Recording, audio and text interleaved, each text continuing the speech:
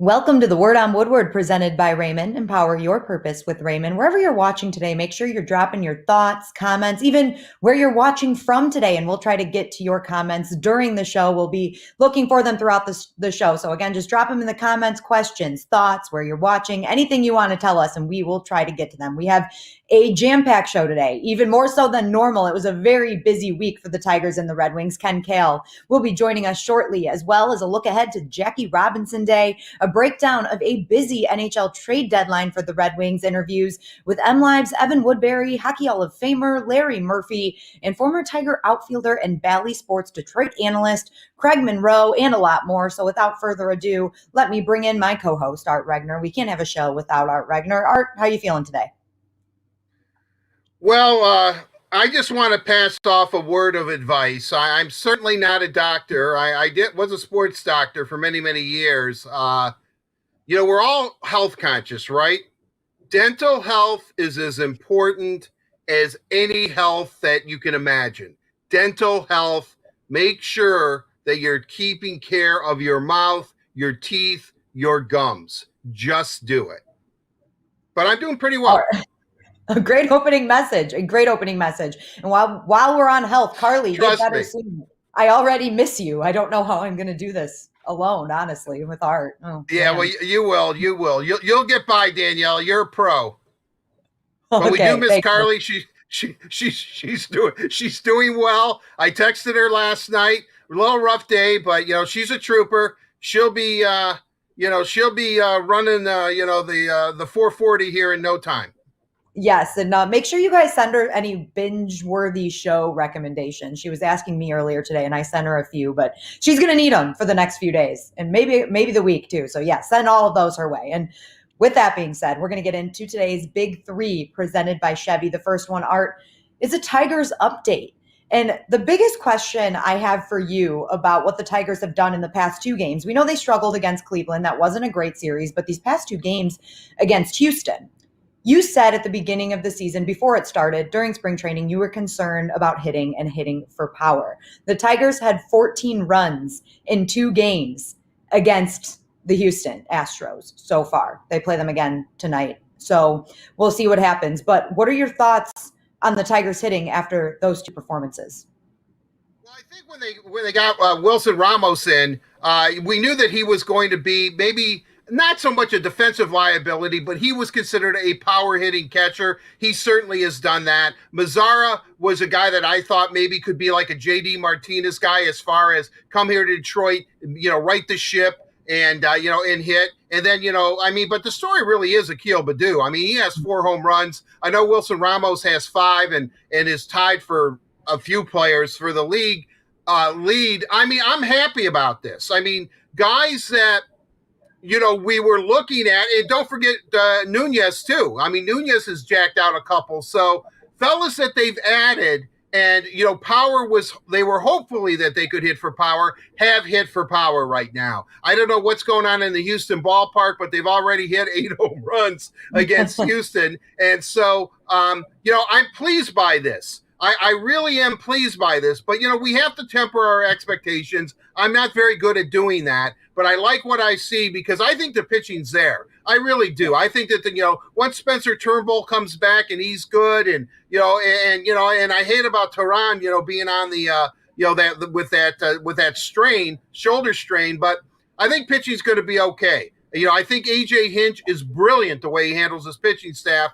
And obviously, Chris Fetter, although I guess he has a voice. We haven't heard him speak yet that I can think of. But, he obviously is focused and centered on all these guys. And how many times have we seen the Tigers talk this year, pitchers after games, and talk about Chris Fetter or Feds, whatever they call him? That he comes there, he talks to him in between innings, and he basically, like, I know I joked with Matthew Boyd last week about him being a bit of a savant or something. But it does sound like, he says, Casey Arthur Mize was saying, hey, look, I was talking to Grayson Griner in between innings, and Feds comes over and says, like, curveball or something, and just walks away. I mean, to me, I think that's kind of cool. I love the biggest thing that I really like about sports in general are some of the characters and the eccentricities that some of these guys have. And it sounds like Chris Fetter is one of those guys. So I think the Tigers are in pretty good hands. I mean, I don't know how many games they're going to win. I think, that they're still in a rebuilding mode. But I do like what I see. And if the hitting stays there and the pitching, I said it last year, even though it was only, a 60-game schedule. Why not the Tigers? Maybe they can make some noise. All right, let's go back to Wilson Ramos. You mentioned this briefly, but he is currently tied for the lead in Major League Baseball for home runs so far this season with 6 home runs. That's incredible. And like you said, they brought him in hoping that he would be able to add some offense to this lineup, some power to this lineup, and he has done just that. Right. Well, he really has. And what I kind of like, too, is that these Tigers are hitting these home runs to the opposite field as well. I mean, we're used to seeing Miguel Cabrera do that. So they're not pulling the ball. They're spraying the ball. I'm going to talk to Craig Monroe, Simo, when we have him on later today. But, I mean, I think that that's pretty impressive. We always hear this term, or we used to hear it a lot, that so-and-so is a professional hitter.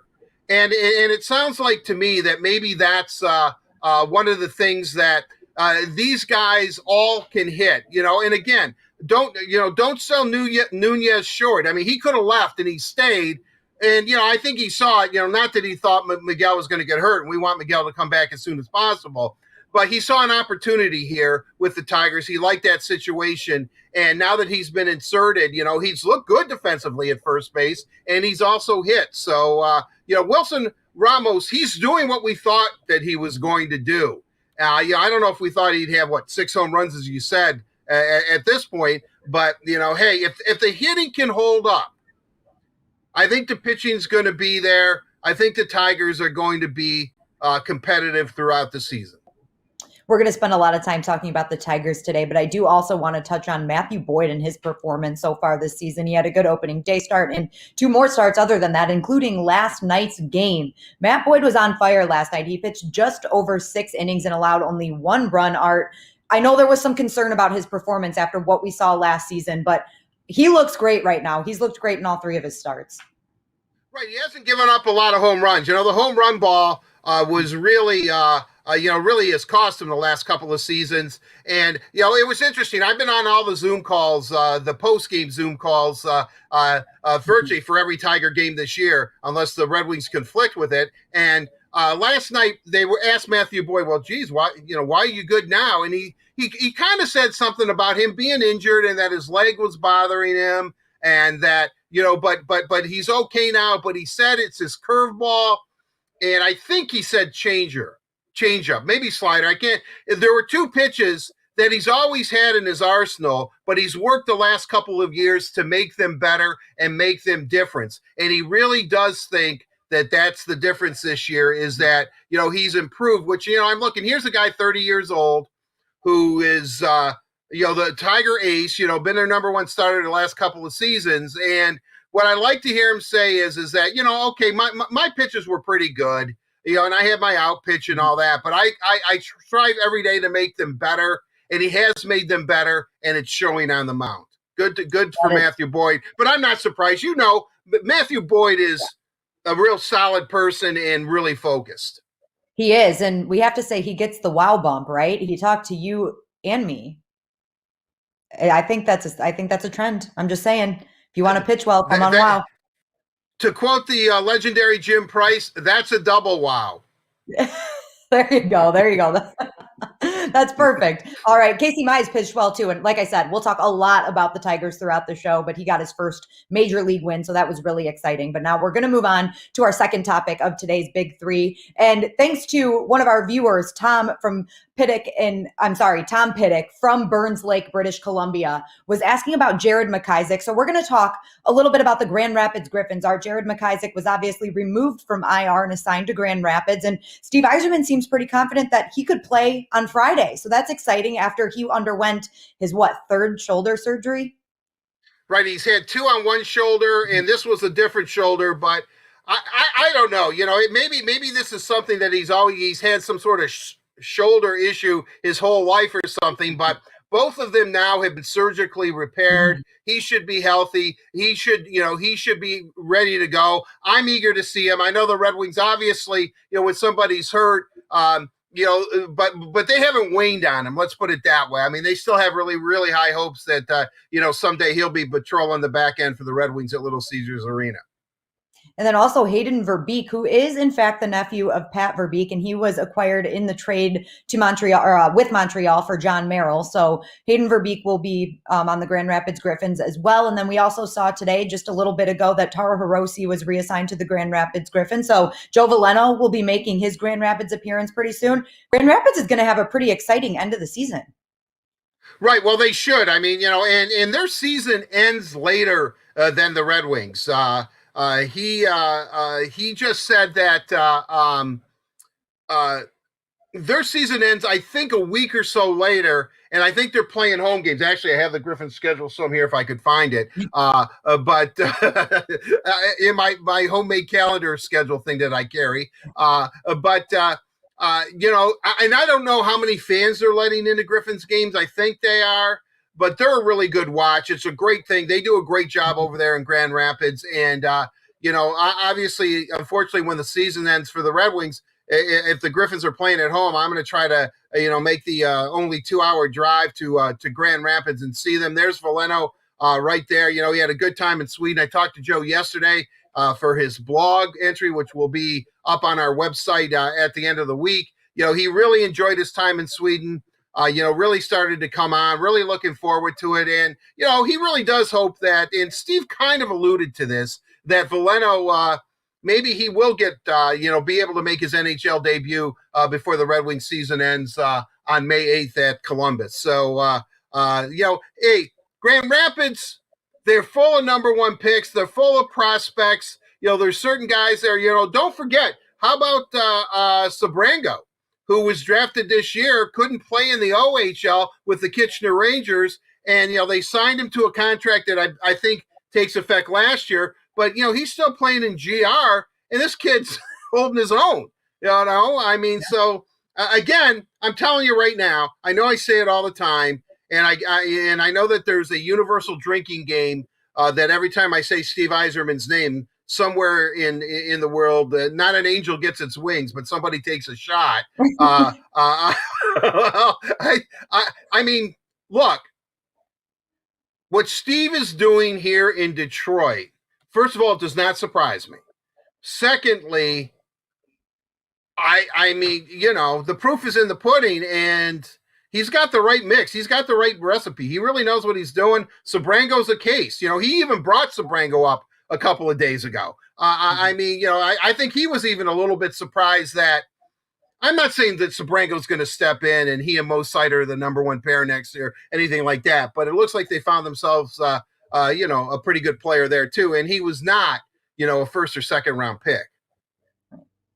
Well, you mentioned Steve Yzerman and all of the moves that he's making. So let's move on to our third and final topic of today's Big Three. And we're going to talk about some of the moves that Steve Yzerman made ahead of Monday's trade deadline. It was pretty exciting. It was pretty surprising for some people. And we're going to bring in Ken Kale, your Red Wings radio play-by-play announcer, to break things down. First of all, Ken, welcome. Thank you for joining us. As always, it's great to see you. I hear that you are now fully vaccinated against COVID-19. So round of applause there too.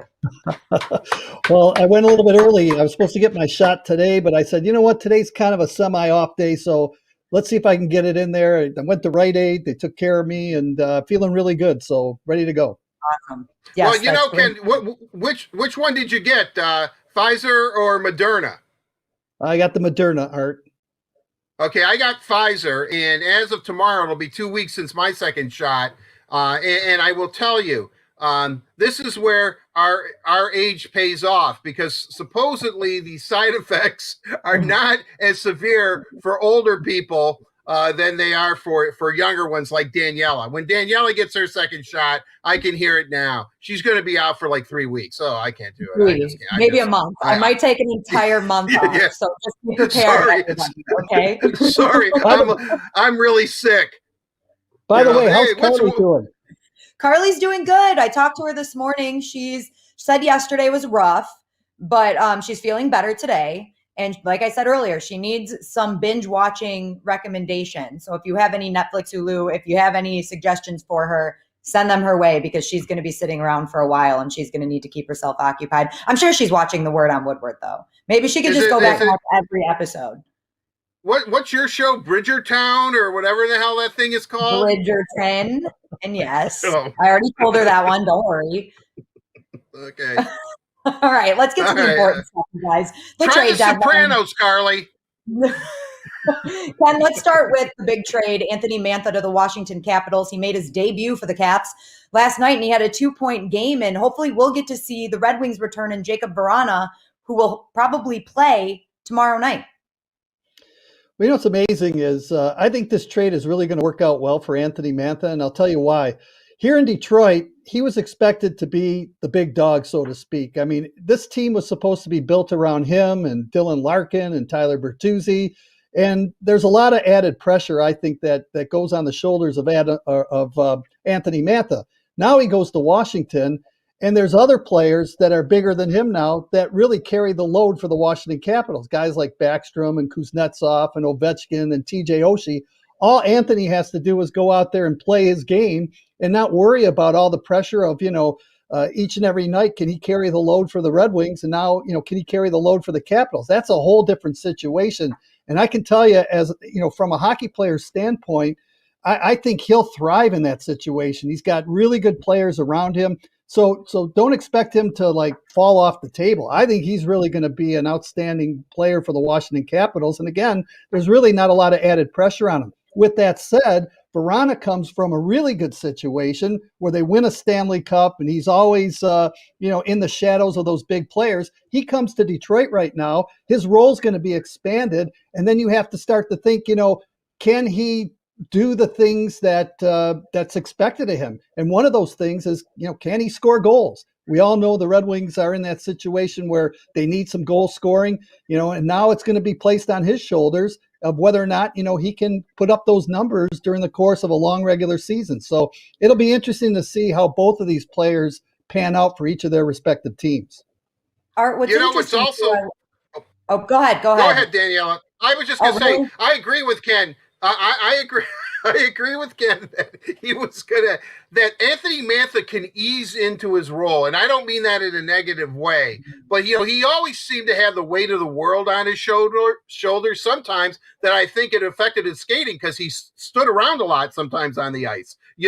I mean, you could see it in his eyes, and he's a real compassionate guy. I wish the BTDC Express all the best. I really do. But I think that I think Ken's absolutely right, though. I think that Mantha's going to go into a situation where he doesn't have the weight of the franchise on his shoulders along with Dylan Larkin, and I think that he's going to thrive in that situation. I watched the game last night. He's out there, he's banging bodies, he's taking the puck away. He's the BT Express, or BTDC Express as I call him now. So I think that's a good move. Now, Verana's interesting. Verana today practiced on the second line with Rasmussen and Filppula. And let's not forget Richard Panik either. Panik was on the third line with Nemetsakov and Gagne. I just hope that Nemetsakov, maybe this will perk him up, because I would assume that Verana's going to wear 13. So maybe he can think he's playing with his uncle, because that was Kazi's number when he was a Red Wing. So, there's another 13 on the ice. I better get going, But with all that said, I think that Panik, too, is a guy that, even though he's under contract, and I know he's not going to be protected for the expansion draft, he has a little bit of an opportunity here too. He's not a bad hockey player. I think Ken can attest to that. Verana's the guy, but but I agree. I think this is a good move. And plus, look, Red Wings trade Anthony Mantha, who's a stud, as we know, but they're essentially getting 4 players in return, 4 for 1, and 2 of them are high draft picks, a first and a second. I mean, Stevie, I don't know how you're doing it, but keep doing it. I was just going to add about Verana that he is a restricted free agent after the end of this season. So really, he's got 12 games here in Detroit, and it's kind of like a tryout for him. He's got to see, or Steve Yzerman has to see what he can do in these 12 remaining home games. But we're going to move on and talk a little bit about the draft picks that Steve Yzerman also acquired at the trade deadline, because obviously Anthony Mantha was the big move, but there were some other moves. Patrick Nemeth was traded to Colorado, and then John Merrill traded to Montreal. That Montreal trade, they got a 5th round pick in 2021. And also in the Anthony Mantha trade, they got a 2021 first round pick and a 2022 second round pick. Okay, lots of draft picks. We get it. I'm going to stop listing them all off. Now in 2021, Ken, 12 draft picks. Well, here's the thing, Daniela and Art. Draft picks are great, but it's who you select, and can you identify players in the draft that someday will be a big part of your team? And so the pressure now is on the scouting staff, and it's been a strange situation in that, the scouts take a look, although they do have a pretty good look at some of the players that will be in this year's draft in 2022. That's a little bit of a different story, but like I've always said, draft picks, it's like throwing a dart against the board. You hope that you hit the bullseye with them, but it's nice to have so many kicks in that out of the 12 picks, you can get a handful of players down the road that'll be someday future Red Wings in a short amount of time that can help your club. Well, that's exactly it, Ken. You have 12 picks. You hope 3 or 4 of those players hit, right? Exactly. And you know what? There's no science to it. And some guys that you pick high sometimes don't pan out. Some guys you pick low, you don't think it's going to pan out. They turn out to be diamonds in the rough. So, I think the key right now, and so far, I've liked what Steve Yzerman's staff has done as far as who they've drafted. They've got some talented players in the system that within the next couple of years are going to come in here and be really good Red Wings for a long period of time. So I think the scouting staff will do a tremendous job of identifying talent, and they'll pick some good players, no doubt about it. Art, just wanted to let you know that Panik's wearing 15. Panik's wearing 15. I thought it was Verana wearing 15. I'm sorry, Verana. My bad. I'm sorry. You said 13 earlier. Panik's wearing 13. They really want to confuse Nemetsikoff, it looks like. But I don't know what Panik's wearing. I have no idea. But I do stand corrected. Look, I mean, seriously, I'm going to insist that everybody wear hello tags at development camp, because there's going to be like a slew of guys there. I mean, they have names on the back of their jerseys, because sometimes they don't. So let's just hope. No, I don't think that's going to happen. That's not cost effective, because most of these guys aren't going to stick. But you will, whomever I'm talking to individually, you will. I just want to ask Ken a real quick question. Yeah, go ahead, Art. Did you borrow that shirt from Mickey Redmond? It kind of looks like a vintage red from the vintage Redmond collection. It is from the Redmond collection. It's, if you can't see it, but on the back underneath it says it's got number 20 and his signature on it. So there you go. I'm gonna go chop some wood a little bit later. So. Okay. Yeah, might as well. It's going to get colder, so you're going to need that firewood the next couple of days. Oh, absolutely. Man. That does it for the big 3 today, everybody. Thank you to Chevy. Chevy cares. That is why Chevy Clean dealers are committed to using enhanced vehicle cleaning measures with CDC-approved cleansers before delivering your vehicle after purchase or service. So when you're ready, you can find new roads with confidence. And it's our lucky day. Ken Kale is going to stay with us for the mailbag delivered to you by Little Caesar. So now we're going to take some burning questions from our Red Wings and Tigers fans. The first one is going to be Red Wings related, and it is for Ken Kale. Charlie from Armada. He asks, the Wings are 5-3-2 in their last 10 games. That's pretty good. Are they starting to turn a corner, Ken? Well, first and foremost, I like going to the Armada Fair every August, and they do a really good job out there.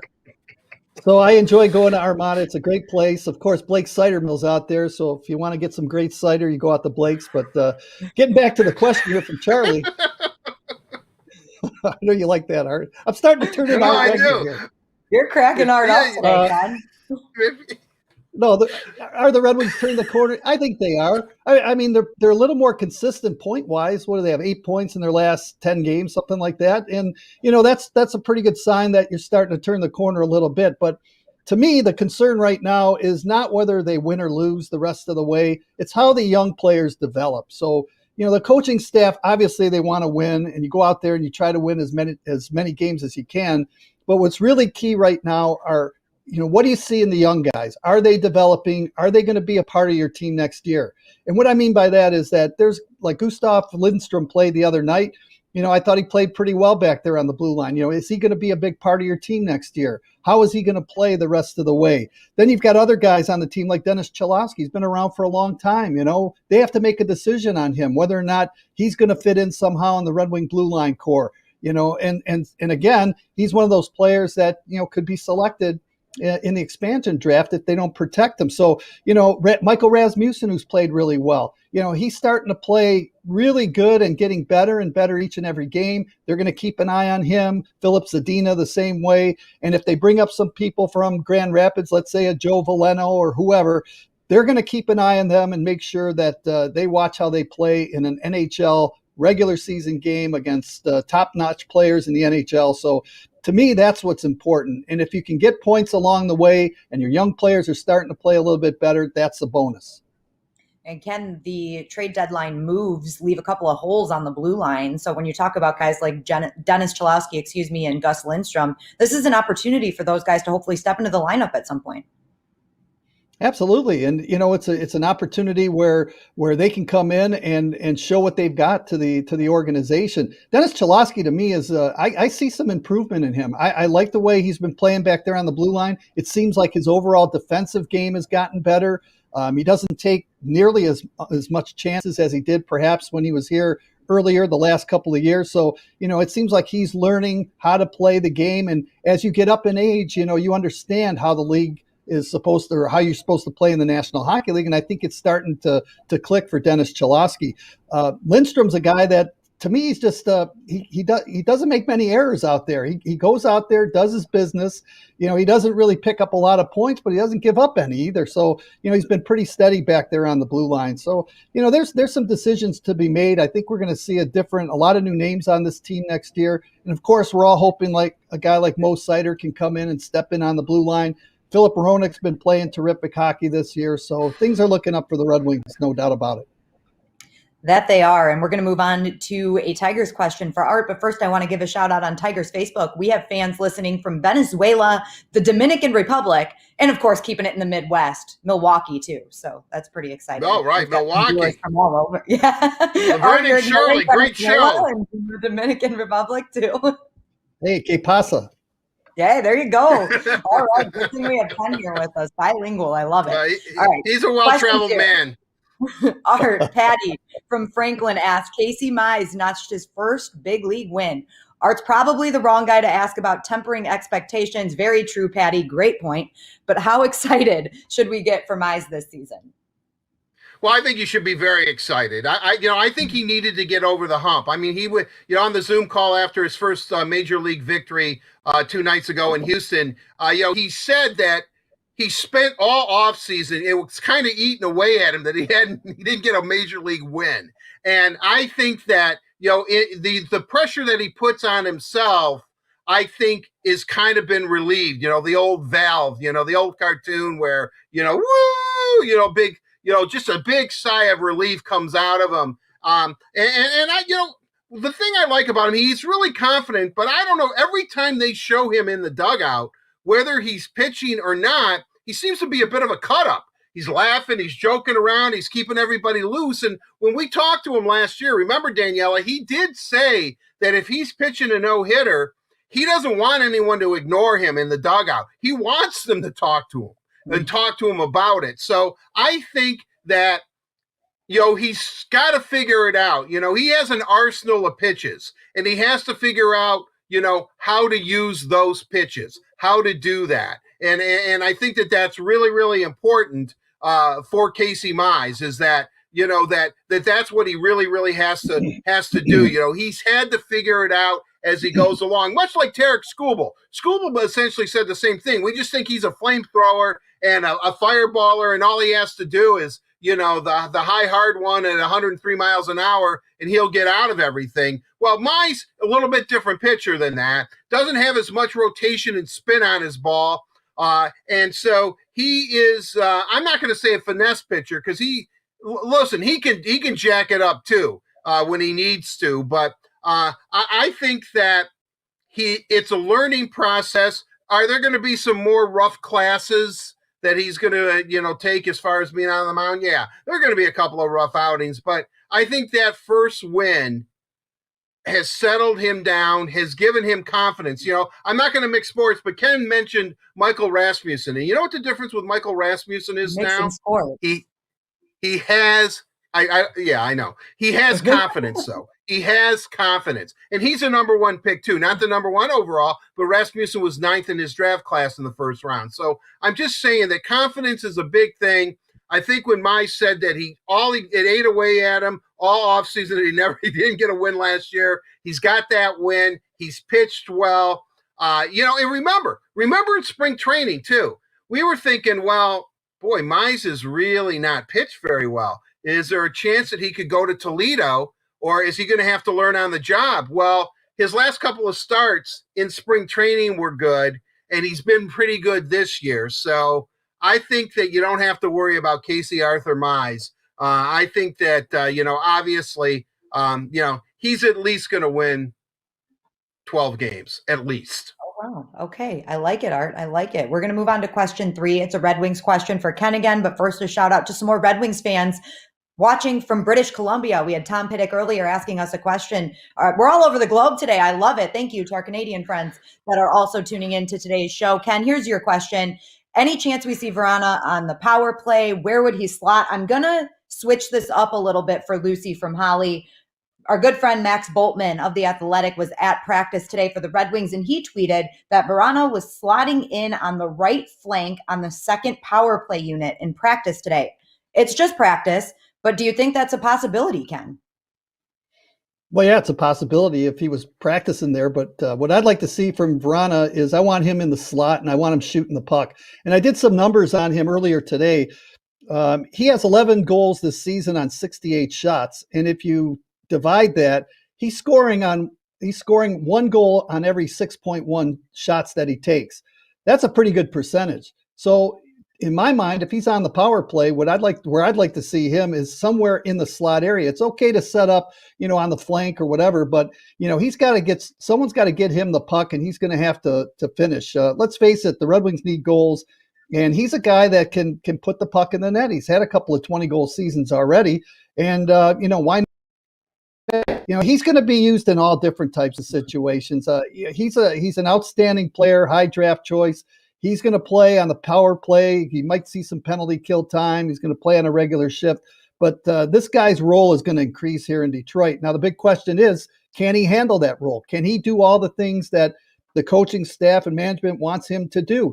And we always talk about opportunity, Art and Daniela, and this is a great opportunity for a young player who can come into a team that is rebuilding right now, and he can be the face of this franchise along with guys like Dylan Larkin and really take the bull by the horns and do something here in Detroit. I'm not so sure that he could have done that because of all the veteran players in Washington. That's Alex Ovechkin's team, but he has a great opportunity for his career. He's 25 years old to really make a statement on this Detroit Red Wings team from here on in.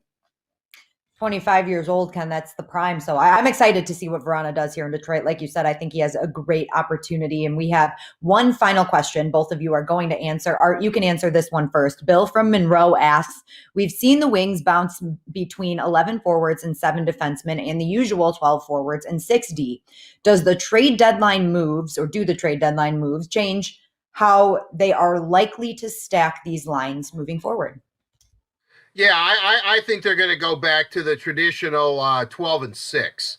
I think like we said, Max Boltman and Ansar Khan both tweeted out the lines today, and the fourth line's not going anywhere. And then you have Panik, Nemetsakov, Gagne, Verana, Rasmussen, Filppula, Svechnikov, Larkin, and Zadina on the number 1 line. And then you look at the defensive pairings: Chalafsky, Hronek, Stahl, Stetcher, DeKaiser, Lindstrom, and then Juice and Biega kind of like their extra guys. And then the power play setups, as you said. Chalafsky was on the point too, on the second power play unit, and Verana was on one of the flanks. So I guess my point being, I think because now is audition time, And, and the Red Wings, I think, are enjoying playing spoiler role because virtually everybody in their division, maybe not so much Columbus, who's fallen off a bit, but everybody is playing for playoff positioning. They're playing for something, either that fourth spot or the top three teams are trying to finish number one and not play each other in the first round of the playoffs, because that's what's going to happen with two and three are going to play each other. So I think that the Red Wings are definitely going to go 12-6 because they want to see Chalafsky out there. They want to see Lindstrom out there. And, and then obviously the forward core. And, and I would be stunned. I would be absolutely stunned if Joe Valeno does not at least, he's been playing all year in Sweden for Malmo. He's back now. That if he doesn't at least maybe make his NHL debut somewhere along the lines in the final couple of weeks of the season. I think Red Wings fans would very much like to see that too, Art. Ken, what do you think? 11-7 or 12-6? Well, I like the way the Red Wings looked when they played 11-7. And, they seem to win some hockey games using that type of format. But, they've got a lot of depth up front right now. And I think what it gives you is it gives the coaching staff a lot of flexibility. And depending on the opponent that you play, you can either go 11-7 or you can go 12-6. And I think that gives the coaching staff, like I said, some flexibility on who you want in the lineup and how do you want them to play. With that said, Robbie Fabry's out of the lineup right now. When he gets healthy, he's going to have to come back into the lineup. Tyler Bertuzzi, we hope that he comes back before the end of the year. We don't know if he will, but when he gets healthy, he's going to have to come into the lineup. So there are some question marks up there on what players do you take out if you go 12-6, because right now what we're seeing some more depth up front for the Red Wings in those forward slots. And I think that's a good problem to have. I think it is too, Ken. Definitely. It's definitely going to be interesting what we see here for the rest of the season out of the Red Wings. Ken, thank you so much for taking the time to join us today. It's been great chatting with you, and we'll see you tomorrow morning for Morning Skate. Looking forward to it. Thanks, Art. Thanks, Daniela. Thank you, Ken. Looking good, Thanks, Ken. And a big thank you to Little Caesars for delivering the mailbag. Little Caesars proudly introduces their hot and ready pepperoni cheeser. You get a large pizza topped with classic pepperoni, fresh mozzarella, and a toasted Parmesan and Asiago cheese crust for just $7. Try our no-contact pizza portal or delivery from Little Caesars. Fans, please continue to send in your questions, comments, where you're watching from, anything you want to send in today. We will try to get to that throughout the show. We still have a very busy show for you with interviews with Evan Woodbury of MLive, Larry Murphy, former Red Wing and current Bally Sports Detroit analyst, and of course, Craig Monroe, who is also Bally Sports Detroit analyst for the Tigers and a former Tiger. So a lot to talk about. And now Art and I are going to break down the Tigers game that's coming up for you guys tonight in Houston, with Bet You Didn't Know, presented by PointsBet Sportsbook, an official gaming partner of the Detroit Tigers and the Detroit Red Wings. All right, Art, we're going to talk a little bit about this game coming up in Houston tonight. The Tigers obviously took the first two games in Houston, as we've talked about throughout the show. They had some great starting pitching and some great hitting. They had 8 home runs in the past 2 games. The pitching matchup tonight has 2 members of the AL All-Star team in 2017, with Michael Fulmer in for the Tigers and Lance McCullers Jr. in for the Astros. Michael Fulmer getting his first start this season in place of Julio Teheran, who is unfortunately on the 60-day IL. So looking forward to seeing Fulmer take the mound. No doubt. This is Fulmer's, as you said, it's his first start. He had 2 really good outings out of the bullpen. And I think what I really like about what the Tigers have done the last couple of games in Houston, and I think Fulmer, this is going to be his goal tonight, is to pitch deep into the ball game. Don't tax that bullpen. Although the Tigers bullpen is pretty well rested, simply because Boyd and Casey Arthur Mize both pitched deep into the ball game, into the 7th inning. I think both of them did, or maybe Mize was the 6th. But anyway, deep into the ball game, and I think that and Fulmer has shown that. We've always heard for guys from coming back from Tommy John surgery that it really takes them a couple of years to get their find their game and get it back. And this is his 2nd season after Tommy John surgery, so I'm really eager to see what Michael Fulmer can do. He is, he's a former Rookie of the Year. When they traded, Cepeda, whomever, when they traded him for the Mets. I mean, that was like one of the deals that the Tigers made where everybody was saying they got a really, really good prospect in Michael Fulmer. This is a top-notch guy from the Mets organization. And so, and he's proven it. He's proven it. He's been hurt. And he looks like he's in wonderful shape. So, but I think the key tonight for Michael Fulmer will be obviously because Houston can hit. You talked about power. Houston, we have the two top hitting clubs, I think, in the major leagues in home runs. I know the Tigers are number one, and I think Houston is number two. So, that's really kind of interesting. And I guess, both of them kind of give up a lot of home runs. I mean, Houston has given up 16 home runs this season. They're in the midst of, I believe it's now a 4-game losing streak, and the Tigers have hit 8. So they doubled Houston's total in 2 games and home runs given up. So, this is going to be a really, really interesting game as far as how far can Fulmer go into the game. I know he wants to go at least 6, if not 7. And then, can the Tigers, keep hitting 3-4 home runs a game as they have been against the Astros. Well, our McCullers, too, had Tommy John surgery around the same time that Michael Fulmer had it. So this battle, that makes that even more interesting that Michael Fulmer is getting his first start of the season. So it's 2 pitchers where you're going to be watching how long they can actually go. And Fulmer, back on our side, is going to have to look out for a familiar foe. And Michael Brantley, he played for Cleveland, who is batting over 412 at-bats against Michael Fulmer in his career. Those are some scary numbers, I'm not going to lie. Yeah, those are some scary. Look, Michael Brantley, as you just said, we know him from Cleveland. I think he's a wonderful ball player. I think somehow on during the offseason, during one of the Wild shows, I was almost speculating, is there any way the Tigers can get hold of him? He decided to stick, I guess, with the Astros. Obviously, he did because he's playing for him. But I find that interesting too. I mean, as far as Brantley and different guys. And, McCullers is an interesting case because he has really good numbers. But if you look at it, I think his 2 starts have been against the Oakland Athletics, whom the Tigers play in a 4-game series beginning tomorrow. So they get to fly from Texas to Oakland right after today's game. I think that what's interesting about that is that the Oakland A's, who I think are a really good team, and they always seem to surprise everybody, the Moneyball team, but they haven't played very, very well. So hopefully the Tigers are catching him at the right time. I'm not saying that McCullers is not a good pitcher because he is. But, maybe his numbers are a little bit inflated. And the way the Tigers are hitting, maybe they'll be able to get to him.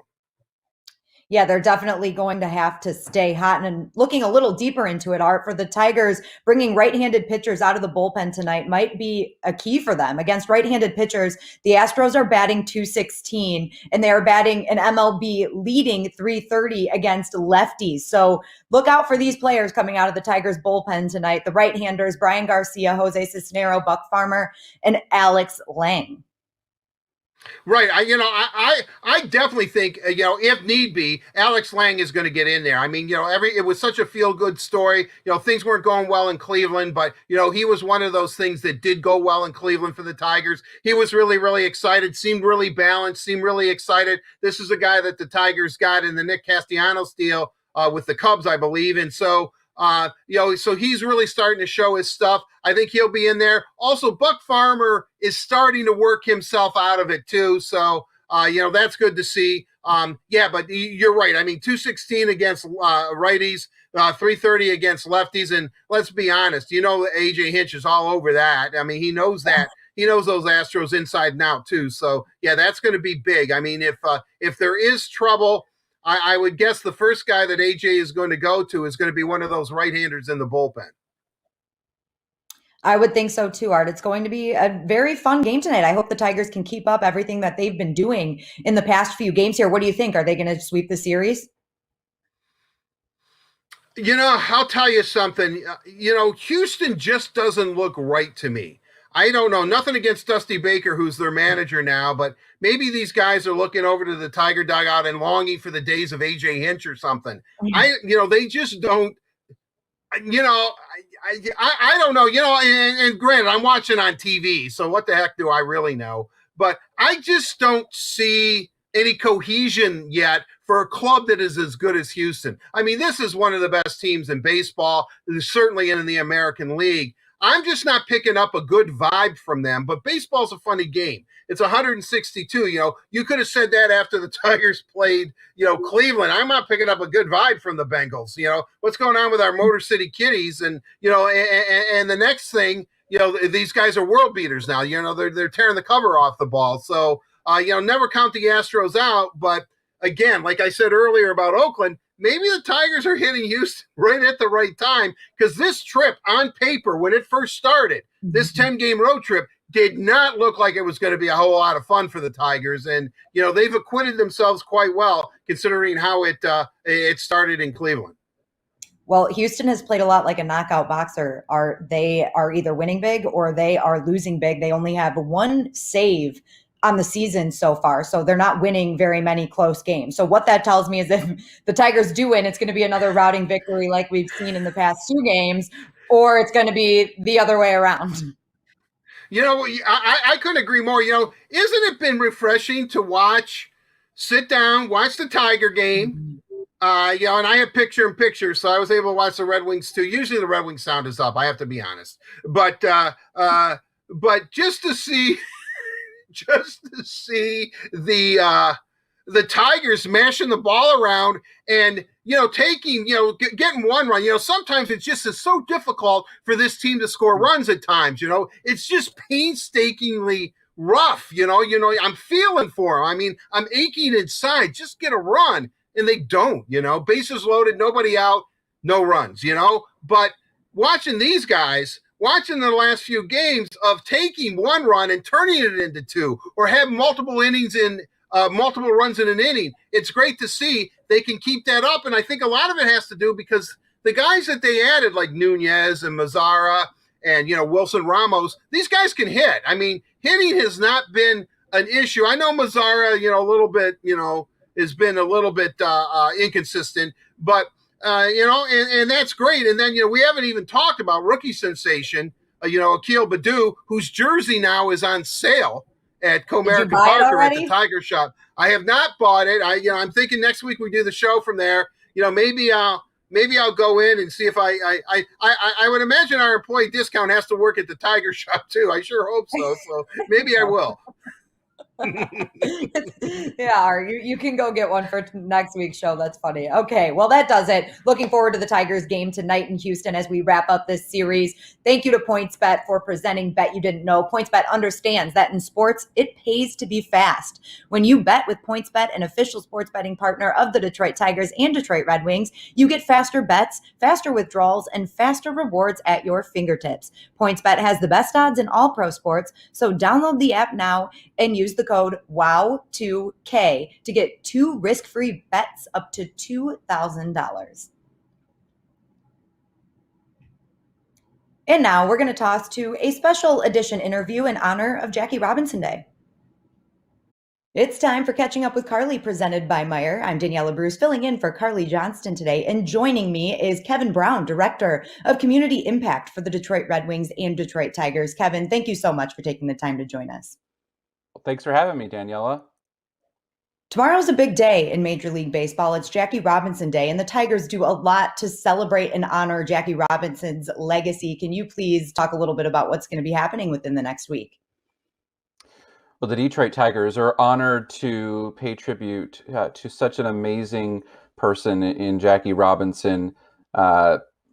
Jackie Robinson, the athlete, but also Jackie Robinson, the person. And we're pleased to join Major League Baseball every year in paying tribute to him and to his legacy that he has left for our collective teams across the league. And specifically with the Detroit Tigers, we have a variety of programming that focuses on youth and ensuring that the values that Jackie Robinson lived by, and those 9 values, whether that's courage or commitment or teamwork or justice, are resonating with kids today in a way that hopefully they'll find as impactful as Jackie Robinson did. And I know there were some really cool initiatives to get the community involved this year, including an art contest that was held to educate and, of course, just have kids realize exactly what Jackie Robinson did. And they can actually, well, the deadline has passed, but they submitted some artwork that's being voted on that's going to be used on Jackie Robinson Day. Absolutely. The Tigers were excited to host an art contest this year for children 18 and under and provide kids an opportunity to take those 9 values that Jackie Robinson had and interpret them artistically. And with the Tigers organization, one of our key community impact pillars is youth education. And so in everything we do, we want to make sure that we are providing kids an opportunity to learn through the sport of baseball. And this art contest was a way to do that. And so we had so many submissions from across the state of Michigan that came in. And we're excited to announce the winner tomorrow on Jackie Robinson Day, not just through our Tigers social media channels and website, but also through digital billboards that our fans will see across Metro Detroit in support, with support from our friends at Bally Sports Detroit. So some really great art that came through, and I'm excited, and I know Courtney Kaplan from the Community Impact team who managed this project is really excited to debut this artwork from a child here in Michigan. Kevin, as you mentioned, tomorrow is Jackie Robinson Day, and the Tigers have also partnered with Rise to engage in a 30-minute conversation to educate and empower high school students from Metro Detroit on the topics of racial equity, social justice, and civic engagement. I think that is so important, especially in times like this, things that we're seeing all over the world and all over the country happening right now. Can you talk a little bit more about that event? Because it's going to be really exciting. Yeah, absolutely. So we were able to be joined by Diane Billings-Burford from Rise, an organization that works with communities across the nation, specifically in the sports space, to engage in conversation and active approaches to supporting racial equity, social justice, and civic engagement. And we were able to bring in with Diane as the moderator members of the Tigers organization. So George Lombard, Matthew Boyd, and Nico Goodrum all joined the conversation with Diane to really talk through these important concepts and conversation elements as we continue as an organization to not just make the conversations that rose so greatly last year a moment, but really a movement. And so it's important for the Tigers organization to continue that dialogue and to be active in this space. And the Rise conversation, it was a way to do that. And we really encourage our Tigers fans to tune in to the Tigers Facebook Live on April 15th at 8 p.m. to enjoy the conversation, to join the conversation, and to hopefully become more active in this space. And Kevin, just to wrap things up, is there anything else that the community and fans can get involved in, or is there anywhere they can go to learn more? Yeah, absolutely. So with that Rise conversation, I think it's important to point out too that we did have questions that were formulated by local high school students in our area. So we were able to really tailor this for teens and for kids in our community. So this isn't just a conversation for adults. This is a conversation for kids as well. And we hope that parents will encourage their kids to join the conversation. I would say that all of the information can be found on, or additional information can be found on tigers.com/equality. That's our dedicated page to providing information and access to a variety of resources for community members who are looking to get involved in this work, but also just looking for more information about resources that they may be able to access themselves. Well, Kevin, thank you so much for taking the time to join us again. It's great to talk to you, and I'm really excited for everything that's happening with the Tigers this week. Great. Thanks, Daniela. We're excited as well. And a big thank you to Meyer for presenting Catching Up with Carly. Another thank you to Kevin for joining us to talk about all of the exciting things happening, including the Rise event that is happening tomorrow night. Tomorrow night at 8 p.m., the Tigers will be debuting a Facebook Live discussion hosted by the Tigers and Rise on Jackie Robinson's lasting impact, featuring Nico Goodrum, Matthew Boyd, and George Lombard, and moderated by the CEO of Rise, Diane Billings-Burford. Here is a sneak peek at the show. I think when we just think about making a difference and I think about the impact that my mom had and then other people in this world, but as he mentioned, the importance that you have on other lives, and that's what Jackie stood for. And he wasn't just talking about it; he lived his life like that and made a difference. And he was, beyond brave in times when it's much easier to come out and say things and do things now, but he was the first to do it, and to have other people follow in his footsteps, and just to really put his actions in play and make a difference in so many lives. The full show will debut on Facebook Live at 8 p.m. tomorrow night and will also be viewable on the Tigers YouTube immediately following. And with that, we're going to get into Brush Street Beat, presented by our friends at McLaren Healthcare. And joining us today is Evan Woodbury of MLive. Evan, thank you so much for taking the time to join us again. Fun fact, since Evan has joined us all the way from Colombia in the past, we have viewers joining us from Venezuela and the Dominican Republic today. Venezuela, obviously, Miguel Cabrera and Wilson Ramos are from there. And then we've also got Candelario and Gregory Soto that are from the Dominican. So pretty cool, right, Evan? That's very nice. And if the Tigers have someone at the alternate site, Erasmo Ramirez, and he would be the first Nicaraguan-born player ever to play for the Tigers. So that's on my notes for the year to come. And so maybe you can get a few viewers from Nicaragua before the season is out. Evan, since you're you are a world traveler, right? I do expect one time when you're on, you're going to be in Reykjavik, Iceland, which I'm obsessed with for some reason. I don't know why. But is there anything that you would like to say, perhaps in Spanish, to our Latin viewers?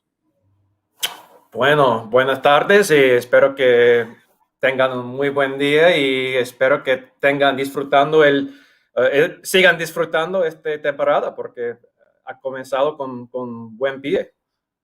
I said, hope everybody's having a good afternoon, and I hope everybody's enjoying the season because it's off to a good start so far.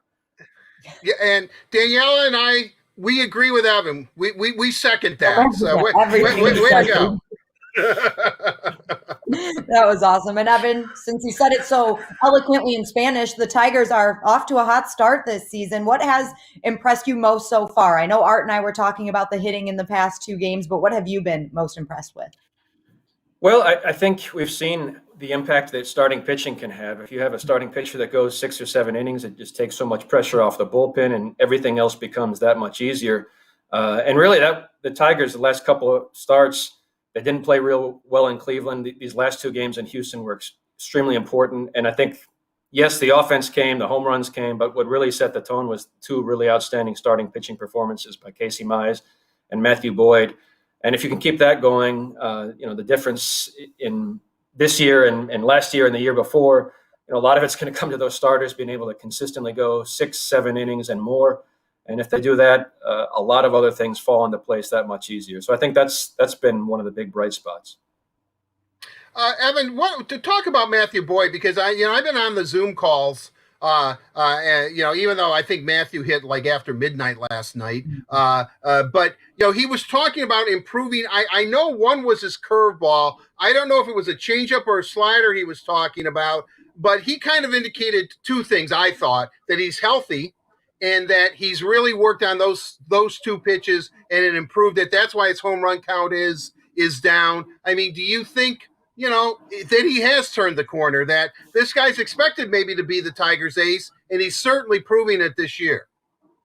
Yeah, he's big on pitch design. He's big on the drive line where you go out there and they take one of your pitches and they break it down and they look at it from every possible angle and they try to improve it. Even maybe subtle improvements that you or I wouldn't notice, but they have the technology to take a deeper look at it. He's really big into that. And so a lot of his off-speed stuff he's worked on. And, the changeup, when things are going well for him, the changeup has always been a huge pitch for him. So that's been important as well.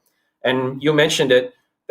You almost don't want to jinx him at this point, but he has not had a single ball leave the ballpark in 3 starts through, close to 100 batters now. That's huge for him because the last 2 seasons that has plagued him. Even when he was having otherwise really good starts where he was getting a lot of swings and misses, getting a lot of strikeouts, not walking a lot of guys, he was still having the ball leave the yard. And that can that's tough to get over. So if he can keep the ball in the yard and continue what he's doing, he looks a lot more like the Matthew Boyd of a couple of years ago when he got off to the hot start, and everybody thought, well, this is the Matthew Boyd, the ace that everybody has hoped for. So it's a very encouraging start for him as well. All right, Evan. Now on the other side, Casey Mize, the other pitcher that had a great start for the Tigers against the Astros on Monday night. He pitched 7 full innings, and yet he allowed 4 hits and 0 runs. How big was it for Casey Mize to get his first major league win? I think it was big because I think he's obviously a confident guy. He's the number 1 overall pick, but everybody still needs to see tangible results of the hard work that they've put in. And I think he needed to see some of those tangible results just because he did struggle a bit last year at times. And he did have so many games where things would go right for a couple innings and he just couldn't put it all together. And that's the thing about last night was that nothing happened last night that we hadn't seen before. It was just he was able to put it all together in one game. He was throwing efficiently enough that he could go almost 7 innings. And that's I think the encouraging thing is that this didn't come up just out of left field for him. The seeds of what we saw last night we've seen before, and it's just a matter of consistency and being able to be efficient enough that he can go longer than 3 or 4 innings and keep going. And just those couple of quick innings, just those handful of innings where he had 8 or 9 pitches, those are huge because that allowed him to get to the 6th and the 7th rather than having to look to the bullpen starting in the 4th or 5th. Evan, I'm going to switch. I caught Yabba Dabba Badoo fever very early on when we interviewed him.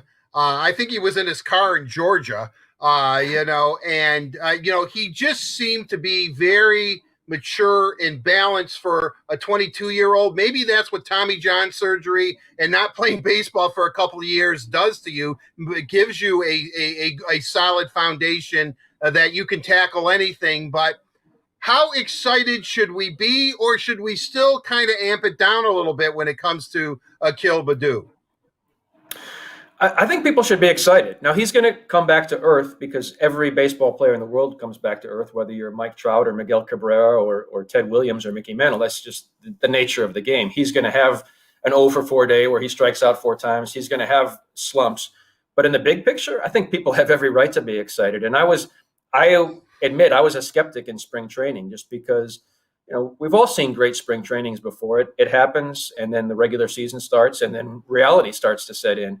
But he's kept going in the regular season, and he's just it's not even so much what he's doing. It's not as much the output. It's just the maturity of his at-bats, the fact that he's not overwhelmed out there. I compare it to Victor Reyes, who I love, but if you think back to Victor Reyes' first year as a Rule 5 pick, when the Tigers were just carrying him for the sake of carrying him, he was so overmatched in virtually every at-bat. It was difficult to watch at times in that rookie season for him. Whatever you say about Akil Baddoo, he is not overmatched. He is up there giving major league at-bats, competing in every at-bat, and it's really impressive to see. So it's gone from a situation of how are we going to carry him for this entire year to, how can he help us right now? How can he help us as an everyday player? And that's a question I'm sure AJ Hinch wasn't expecting to have to ask back in March, but it's a very pleasant problem to have, and it's certainly, the Rule 5 is kind of like playing the lottery, and you don't win very often, but this certainly looks like a big win for the Tigers. Evan, I know we're bouncing around a little bit here, but I had another pitching question for you. Spencer Turnbull, I know he's pitching, right, at an alternate site or in Florida. He's pitched some simulated games. Is he close to making his return, and what is the lineup going to look like? I know we're going to see Michael Fulmer tonight in place of Julio Teheran, but where does Spencer Turnbull slide into this lineup when he's ready? That's a big question. The current plan right now is he's going to pitch Thursday in Toledo at the alternate site, again, an exhibition game against the Reds alternate players.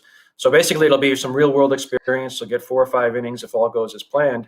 Then 5 days from that day, you would think, if all goes well, he should be ready to return to Detroit. And that's about when the Tigers are getting back from this long road trip. They'll be back at Comerica Park. So at that point, the Tigers will have to make another decision. They have talked in the past about a 6-man rotation, and that would certainly be the easiest thing, was just make Spencer Turnbull the 6th starter. They could bump somebody to the bullpen, depending on how things go for Michael Fulmer. If he looks like he's just more comfortable out of the bullpen right now, maybe they bump him back there. But if he has a good start, I think they'd probably prefer to keep him in the starting rotation. Jose Urena is really the only starter who has not gotten off to a really great start. So his next start is coming up this weekend. Potentially he could be a guy to bump to the bullpen. But that's a decision they're going to have to make when Turnbull comes back, which probably should be just about 5 or 6 more days. Evan, I don't want to turn this conversation into a Debbie Downer here. Yet a player that I love that, was, top 5 in the Rookie of the Year last year, Willie Castro, hitting 196, no home runs, only 1 run batted in, 9 hits and 46 at bats, playing shortstop. He had a pretty good spring. I mean, every time I looked at it, he was jacking the ball, like 800 feet or something. What's going on? Is it just maybe the pressure? There's a book on him now. Should we be concerned? Well, I do think he's pressing a little bit, because you're right. He looked phenomenal in spring training. He looked like he just picked up right where he left off at the end of last year.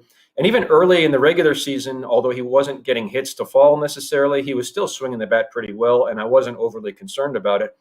But sometimes when it's early in the season and you look up and you see those ugly numbers on the scoreboard day after day, and you just can't get anything to fall for you, I do think it starts to spiral and snowball in a way that if these were, 10 games in the middle of August, maybe no one notices. Maybe Willie Castro doesn't even notice. It just is the normal ebbs and flows of baseball. But when it happens at the beginning of the year and you just can't get things on track offensively, I do think it starts to spiral and snowball a little bit. And that may be happening with Willie.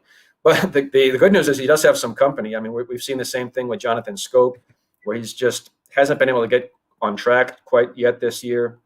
And I think it's the same type deal. It's the beginning of the year. Everybody's kind of trying to get established, and you have to go look at the stadium on the scoreboard where it says, 135 batting average every single day. This is the toughest time of the year to get on track. So what AJ Hinch has done, and I think is the sound move, is he's playing him every day. He's rolling him out there every day. He thinks, in the case of both Scope and I think Willie Castro as well, the only thing that's going to solve this is more at bats. It's not going to be solved by anything else other than just getting up there and seeing pitches and getting more at bats. And I think that's probably the right prescription. If I may have a real quick follow-up, No. Evan, I'm sorry. Because the big question about Willie Castro wasn't hitting coming into the regular season. It was shortstop. Can he handle that position? Do you think he is an adequate shortstop, that you like what you've seen from him in the field? Yeah, I mean, I think there's a couple plays that stood out where that were not as good, but I think by and large in the general day-to-day, he makes the plays that he should make, even if he's not maybe a top 10 defensive shortstop. If he makes the regular plays, he should be okay. I think in the big picture, if he hits like he did a year ago, they'll find a place for him somewhere. That may not be at shortstop. That may be at second base. That may even be in the outfield at some point. I think he's athletic enough that he has the flexibility to move around and play a lot of different spots. Right now, the shortstop is such a high-value position, they're going to see if he can do it. But I think the long term, I think it's still an open question where he ends up at the end of the day. Last question for you, Evan, and we're going to talk Wilson Ramos. And I was going to ask you if you're impressed with what you've seen from him so far, but I'm assuming you're impressed. Everyone's been impressed from what we've seen from him so far. How do you think he's fitting into this lineup, and is what he doing sustainable? Well, he's always been a really good hitter, and especially for a catcher, he's always been a really good hitting catcher, and he's always had some pop. But it's just what we've seen the first couple of weeks of the season has been even beyond that. So it's very impressive. I think the nice thing is what he told us when he signed a couple months ago was that to be a good hitter, he needs to be an everyday player. When he was working as a backup catcher and playing once a week, it was really tough for him to stay on track offensively. the nice thing with the way the Tigers are doing it right now is, he might only catch 4 or 5 times a week, but he's going to be the DH the other 2 days. And he could potentially play 150, 160 games between catching and DH. Basically his off days will be when he's at the DH. And that's kind of a nice arrangement for him. It's a nice arrangement for the Tigers. I think it's keeping him on track offensively. I think he likes it a lot. And obviously that's a way he can add value is DHing and providing some pop right in the middle of the lineup, especially with Miguel Cabrera on the shelf for a couple of weeks. Well, Evan, thank you so much for taking the time to join us today. The Tigers have been exciting so far, so hopefully they can continue this. Thank you very much. I appreciate it. Adios. Man, that was so bad, Art. It was so bad. All right. Thank you, I had to do that for my Spanish teacher, Mr. Masio. All right, perfect. You Evan, did thanks. good. We appreciate it. It was pretty good. Yeah, look, Evan said it was good, and this, if anything Evan can do, he can pronounce things impeccably. So, thank you, Evan. Thank you. Thanks, Evan. We'll see you soon. A big thank you to McLaren Healthcare for presenting Brush Street Beat right here on the Word on Woodward. And now we're going to move into Let's Socialize, presented by AAA. And hey, Carly may not be with us today, but she's commenting on the Facebook, on the Red Wings Facebook. We see you out there, Carly. We see you. Art's looking for Carly. I don't see her. Where is Carly? Carly, are you in there? Oh my goodness. Oh, I'm sure she's getting a real kick out of that one right now, Art. I'm sure she's getting a real kick out of it. Anyway, let's move on to our first thing in Let's Socialize today. We've been talking a lot about the big trade that Steve Yzerman pulled ahead of the trade deadline, Anthony Mantha to the Washington Capitals. Of course, he was a little emotional leaving Detroit. He said to the Red Wings organization and the fans from day one, this city has been my home and my family, and I want to say thank you so much for the constant support and love the past 6 years. We will definitely miss the BT Express, Art. We really will. And we all wish him nothing but the best. I think I speak for every Red Wings fan when I say that we hope he makes a nice playoff run in Washington and he finds success there. Sometimes, we say, oh, these guys are playing a game, they're making a lot of money, and we forget the human side and the emotion to, they're human beings. They're just like you and I. And the thing that I found really interesting during the whole thing is that he's sleeping. He doesn't expect to be traded. So he's having his pregame nap, probably thinking of, beating Jeff Reimer or Peter Mrazek or whomever's in net for Carolina. He gets up and he sees an urgent message from Steve Yzerman, call me ASAP. What do you think? I can't wait to ask him this. What do you think went through his mind? Because he has no idea. Yeah, I think he probably thought, oh my gosh, I hope I'm not going to San Jose or something, he had to think, it definitely has to be a trade. Don't send me to that cesspool known as Buffalo, unless it's for Jack Eichel. But, I'm kind of wondering what was happening, and then he caught it together. He was great last night. He was on NBC. He was interviewed after the game. I saw his little presser he did with the Washington media beforehand. He was definitely the BT DC Express now. But we wish him the best. I know he had some inconsistencies here in Detroit, and when he was on, there were none better really as far as a power forward, because he can really do it all. I hope this is one of those hockey trades that works out well for both teams, and I've got a feeling that it will. I do too. And he meant a lot, especially to his teammates. Dylan Larkin was pretty beat up, clearly, talking about the fact that he was shocked by the fact that Anthony Mantha was traded too.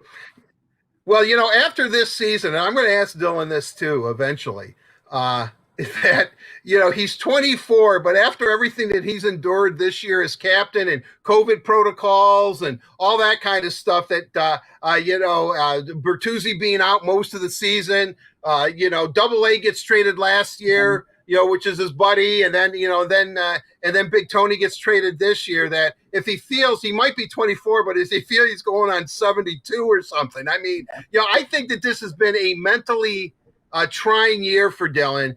Even though he brings it every night, I'm not saying that, but there is, and like I said, there's a human emotion side to this, and I think the other night, even though they played a wonderful game against Carolina and beat them, and came out like I thought they would. I actually thought that they would play that type of game against the Hurricanes and win that game after Mantha was traded. But you could see it was wearing on his face. I mean, this was this kind of they're not going to say it, but this kind of shook everybody up a little bit in that room. Yeah, I would imagine so, and rightfully so. Anthony Mantha was a big part of this team, and like we said, we wish him nothing but the best. And now we're going to go over to the Tigers here. Akil Baddoo, Art, we know he's your favorite. We have this fun tweet from an Akil Baddoo meme account. Akil Baddoo and Wilson Ramos, the most anticipated summer home run race since Sosa and McGuire. What do you think, Art? Are you that on board with this? Boy, wouldn't that be great? I mean, that would be utterly fantastic. I mean, that would be such a race. Even though we all want the Tigers to do well and win games, I don't even think the final score would really even matter if those guys are just jacking out bombs every game, going after each other. That would be great, and I think, what Evan said, and this is something too that's really, really interesting is that, he's going to play. He could play, like, what did he say, 150, 160 games, because he's going to DH when he's not catching. So less strain on his body, which is good. Grayson Griner, hey, well, he's a good story, too. We didn't even get to him. I mean, I know he's catching Mize and Scooble, but, he's hitting for power, hitting opposite home run. He seems to calm those two guys down, which is good. You need a battery mate like that. So I find that, excellent. It's much like, I think Jim Price caught Denny McClain most of the time. Because Denny, trust me, I know Denny, I love him, but he's a handful. So it's good. It's good to have a catcher that they really like and get along with. Well, Ramos, when he's not catching, he's going to be, he's going to be hitting, and I think it's great. And Baddoo, I think in the long run, like 20 years from now, when we're doing Wow Show number 3006 or whatever it's going to be by then. I think when Baddoo looks at it, I think having that 2 years off, Tommy John surgery, being a Rule 5 guy, not being protected by the Twins, I think that has had a profound effect on his inner cycle, his inner peace. And I think that whatever comes his way, it's not going to be the same adversity that he's faced the last couple of years. I think it's made him a better ball player. Couldn't agree with you more, Art. It's exciting to watch. We know it's only been a few games, and Sosa McGuire might be a little bit of a stretch, but we can be excited about it, okay? And that would be wonderful. That would be wonderful. We have a question too from another Art Large from Barrie, Ontario, is asking about Tyler Bertuzzi's status. And I think it's asked to Coach Jeff Blashill every single day, every single media availability. And as far as we know, Art, he is skating, which is a good sign. And hopefully he can still play at the end of the season. The good news is he has not been ruled out completely for the rest of the season. Right. I mean, what? They have a dozen games left. They have 12 games beginning with tomorrow night against Chicago. And, I don't know where I stand on this because I know Tyler's chomping at the bit to get back in. And, and he, it's a contract year, but, again, I listen when Steve Yzerman talks, and at his little presser, he's the only one you listen to. Yeah, never. I think Mark can attest to that. But I think that when Steve talked about Tyler and essentially said that they're going to open up a contract negotiation with him. He said, we got him for a year. We couldn't agree on anything longer, but we will get a deal done. I mean, I'm paraphrasing him here, but he insinuated that maybe even before this season ends, they're going to sign Bertuzzi. So that's not an issue. So Tyler, calm yourself down. Don't think you have to get back in the lineup and show that you haven't lost it or something. Even though the guys miss you and the fans miss you. I think I don't know where I stand. Is it beneficial for him and the Red Wings to play these last? And let's face it, he still needs another week. When he starts, he hasn't practiced with the team. Once he starts practicing with the team, Blash has said it's going to take another week. So now what are we down to? 7 games? I don't know. And I'm not running the Red Wings, Steve. But I think I'd rather see Joe Valeno play those 7 games, just to give him a taste of NHL life. But, I don't know. I don't know how that's going to play out. That's a really dicey situation because you're talking about one of the best players on the team in Tyler Bertuzzi. But is it worth it, or do you give it to a young guy and let's just see what he can do, as the Red Wings are spoilers and playing hard and are going to be competitive till the bitter end, but essentially are, I hate to say this, but, they're kind of, playing out the string a little bit here. So, it pains me. It really It hurts me, Daniela. It hurts me to say that. We all know this, that they're not going to put Tyler Bertuzzi in a situation that's going to further injure him, or they're just not going to risk that. So we'll see what happens, but I'm with you. I think they're going to make the best decision for his career. And obviously they know they want to get a look at a lot of these young players. So we'll see how it plays out, but he is skating. So that's a good sign. Like you said, hasn't practiced. So we'll give you updates as we get them, which hasn't been very often, but when we get them, we will. And we do have one cool update for you right now. Jacob Verana participated in his first practice with the Red Wings today, and here's what he had to say after that practice. It was mixed emotions. I obviously, I was drafted to that club. I had a relationship with that city, with the guys there. So at the moment, like I said, I was shocked. But when Steve called me, it's just when somebody wants to give you a chance and want you in their organization, want you to play for their team. It's just it gives me excitement. It gives me excitement to come here and do my best to help this group to build something in here. Just like we're talking about with Anthony Mantha, are the mixed emotions that come with the trade, maybe not expecting it. I'm sure Verana's experiencing the same thing right now, having to come to Detroit and having his first practice with the Red Wings. Well, Steve Yzerman can be pretty persuasive. And I would, first of all, great job by a crew to turn that thing around, because I know that he probably just spoke seconds ago.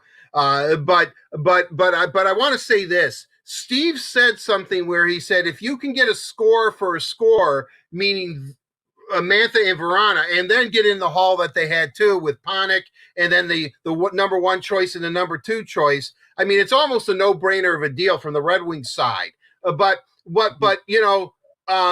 Again, I think that he let Verana know, I don't care what your contract situation is. You can score goals. You need offense. You're going to give every opportunity to do it in the red and white, and trust me, when you put on that, that crest, that wing wheel, when you wear that sweater for the first time, you're going to feel what kind of franchise this really is. This isn't some hockey team down the street. This is the Detroit Red Wings with legendary players, and he'll have to all he has to do is look up in that locker room and see all those Red Wing greats. And, I think he's going to get motivated. I think he's going to be psyched up. And Steve said he wanted him. And, from everything I read in Washington, he was, he and Peter Laviolette guy, I'm talking too fast, but he and the Washington coach did not see eye to eye. So, you know what I mean? Change of scenery, good move. I can't wait to see him perform in number 15. I could tell that did look like a 5, didn't it? I was trying to think, well, maybe that is a 3, but no, it was a 5. It was a 5, but that's okay, Art. We'll forgive you there. That does it for today's Let's Socialize. I'd like to thank AAA for presenting Let's Socialize. AAA says thank you with free roadside assistance for first responders and healthcare workers fighting to defeat COVID-19. You protect us by going to work every day. Let AAA protect you on the way there and back. All of this Red Wings talk, and we're going to continue it with Downtown Hockey Town presented by Labatt Blue Light. Today's guest is Hall of Famer and current Bally Sports Detroit analyst, Larry Murphy. Murph, Thank you so much for taking the time to join us again today. We're always really excited to have you.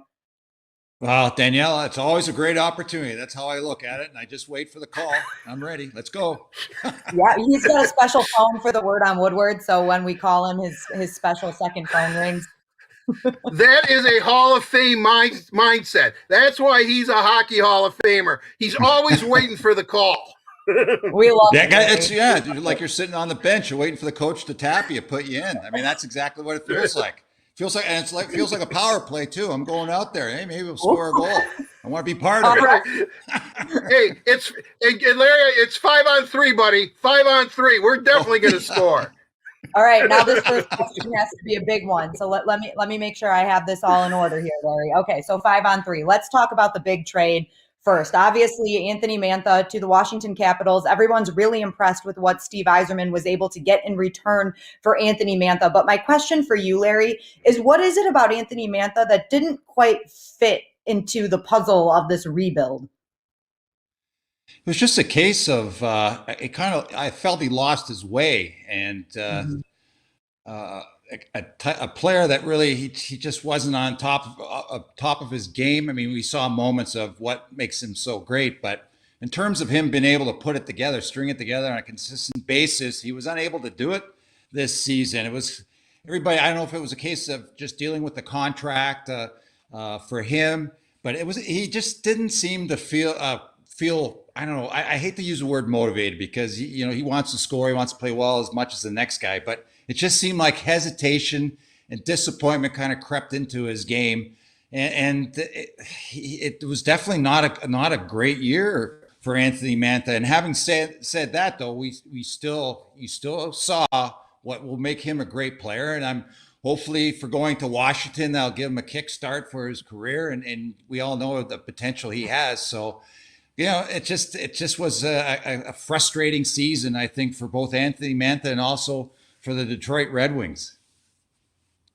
Larry, I know you've been moved a couple of times. Perhaps the greatest move of all time was the Red Wings acquiring you, and thank God. I guess you answered your phone with 1 second to go before the trade would have been nullified. But what would it be like if you're Anthony Mantha? And I think you've been in this situation before, where you're in your pregame nap, you wake up and you get a call from the general manager to call me as soon as possible. Is it panic? Is it relief? Do you think he knows he's traded? I know I'm asking you to get inside his head, but that is kind of a jarring situation, I would imagine.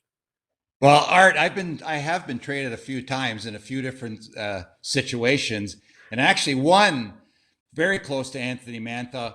It wasn't the trade deadline, but I was actually at home. We were playing that night. I was in Minnesota. We're getting ready to play that night. I get home, lay down. All of a sudden, Bobby Clark was the general manager of Minnesota at the time. I get the call. But the thing was, I didn't know it was coming. I didn't expect it. I was surprised. But the thing was, I had to catch a 1 o'clock flight. I flew to Pittsburgh, and I played that night. So I didn't really have much time to think about anything. But I know how, and I also refer to the first time I got traded, even though it was a case of I requested it. It's still the first time you get traded. It really is a big shock, because I'm sure what's going through Anthony Mantha's head right now, and probably with Verana too, because that first time he has been traded, is you go away, you think, oh, the team I was with, they don't want me. What a punch in the gut that is. But you have to look at it on the flip side as a player. Hey, you're going to a team that does want you, and that's what you try to focus on. So you try to get, you're going to be disappointed.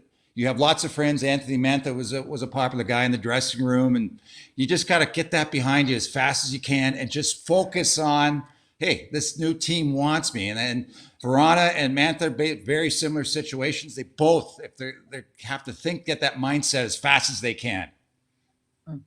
Well, we saw Anthony Mantha play last night in his first game for the Capitals, and he had a 2-point night. He fit into that second line really nicely, and it was good to see. And I think he's going to do well there, and I think we all can say the same thing. And we just hope that Verana can do the same thing here in Detroit, which is going to be interesting, Larry. It looks like he will be playing tomorrow night against the Chicago Blackhawks. Today, he got some time on the second unit power play. What are you expecting to see out of Jacob Verana, and what do you think his role will be here in Detroit? Well, he's a highly skilled goal scorer. He's got a tremendous shot, great snapshot, wrist shot, and he's got great foot speed. He's a very exciting player to watch. So expect for him to produce offense. What's good about the situation for him is he was playing behind Ovechkin. It just didn't. And this year, his ice time, Laviolette him. They didn't see eye to eye on things, and his ice time deteriorated a bit. And like any goal scorer, I don't care if he's playing 12, 13 minutes lately with Washington. I don't care who you are. You're not going to put up big numbers. Coming to Detroit, I expect to him. Yeah, he's starting. They're not going to put him in a situation where they're going to play him 25 minutes the first game and say go out there and be great. They're going to work his way into it. But I expect this is a situation for him where he's going to see more ice time. He's going to be more of a go-to guy. And he's going to feast on that. So you'll see return to career numbers that he had in previous seasons. I mean, last year it was a shortened season, so I think he still had 25 goals. So I mean, there's a lot of great upside potential for him. And of course, the power play needs a highly skilled guy like that. I mean, he's only going to make it better. He handles the puck very well. So I'm excited to see. I know you can't say, well, Mantha scored a goal. Well, you better go out and score a goal in the first game. I mean, it doesn't really matter. So it's just for him to just worry about himself. Red Wings will get him acclimated, but we're going to see a very exciting player. And that's the nice thing, as Yzerman said. I mean, we got Ponick coming too, who's a very serviceable player. He can play second through fourth line. He's been down this road before. I think this is fifth or sixth team, a utility type guy. So I mean, he's going to add. I mean, we can't dismiss him. I mean, this is a situation for him where he could see more ice time, where he could take advantage of it and be more of an offensive factor. So I know I'm getting carried away here, Daniela, but I see the potential here for these guys is really good. And of course, then you lop on the icing with the first and second round pick. I mean, as Art said, hey, I mean, that, I don't know if you use the expression no brainer, but it was a very easy deal for Steve Yzerman to make. You know, I never have to deal with anyone getting carried away on this show ever. So it never happens. Danielle, I watch the show, so I love. I mean, Art needs to be. He's one of the he's like one of those highly skilled star players that you've got to handle with kid gloves, and you've got to put him in situations to succeed. And you do an excellent job with that because you let Art let the best come out of him. Yeah. That's why Steve Yzerman calls me friend. You know, I only hang with the people in the rarefied air. Boy, I wanted to ask you, the Red Wings have 12 games left now, Larry, and 6 home, 6 on the road, Chicago, Dallas, and Tampa. So there's going to be some really high-end hockey being played here at Little Caesars Arena. I'm kind of curious, what do you expect to see in these last 12 games? I mean, I asked Steve the other day, not that, they're never going to tank it. That is just not, no professional athlete does. But what I'm curious about, do you think that we might see a mini youth movement in these final 12 games? What we saw, of course, with Merrill and Nemeth being moved out. So that was right there was it's going to be an opportunity for Chalafsky to see some more ice time, give him an opportunity to try to establish his career. I think, I think the guys, as you say, Art, they're going to go out and play. And I think, we're going to see players cycled through the lineup, given opportunities. So but at the same time, there's a room full of guys with a lot of pride that aren't going to tank, and the coaching staff's not going to tank. So you might see different looks, guys that if they were in the playoff hunt that you might not see get an opportunity. Yeah, you can fit guys in now and kind of give them a little taste, a little accolation to the National Hockey League game. And that's something that it's the luxury of their situation where they could basically play anybody. But anybody that's putting those skates on are going to go out there and they're going to play to the best of their ability, and they're going to play to win the game. I love that. And another question for you, Larry. I do too.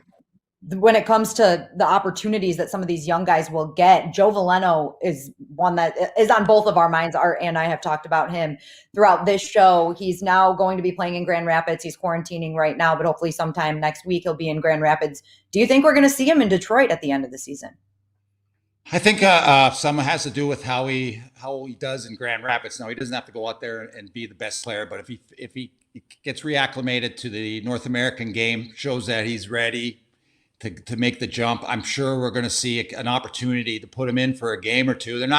If they feel he's not at level to play in the National Hockey League, they don't think he's ready to make that jump, they're not going to put him in the lineup. So I think if he gets an opportunity, Grand Rapids will help his case. But I think we're going to see him this season at some point, and that would be great, especially if he comes up and does well this year. Well, coming into camp next season, that will give him a bit of a jump, a little more comfort level going into next season. So yeah, I would say odds on that we are going to see Valeno, because he played the European game, he's taken those steps, and he's shown. And I haven't seen him play this year, but just by all accounts, he showed well in Europe. So he's very close to being ready for the National Hockey League opportunity.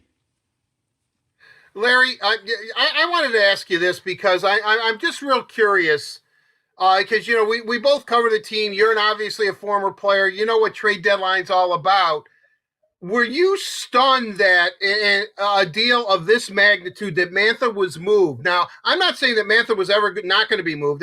I thought if he was going to be moved, or Stevie's blockbuster would happen in the offseason. But how surprising is this, or is that just Steve? I mean, he's your teammate at one time. I mean, you know him. So, I mean, is this vintage Steve Yzerman? Well, look at it in Tampa. He wasn't shy to trade anybody there. They felt that was going to make the team better. So he's got a track record of making the big deals, signing big or trading big name guys. So, but it was definitely a surprise. I mean, you heard that expression, the hockey trade, the hockey player trade, so to speak, the one where you're trading players for other players, and it wasn't a case of just renting players to other teams to acquire draft picks, which was a lot of that was going on, of course, at the deadline. This was a real hockey trade, so it was exciting to see. And going into it, I mean, as we said, Yzerman's got a history of not being shy about making a deal. Yeah, he's brave enough to make it and go down that path to make it. You have to say, hey, I'm not shocked. Now, would I have predicted Anthony Mantha would be traded? I wouldn't say. I mean, I think if Dylan Larkin was traded, I'd fall off my chair.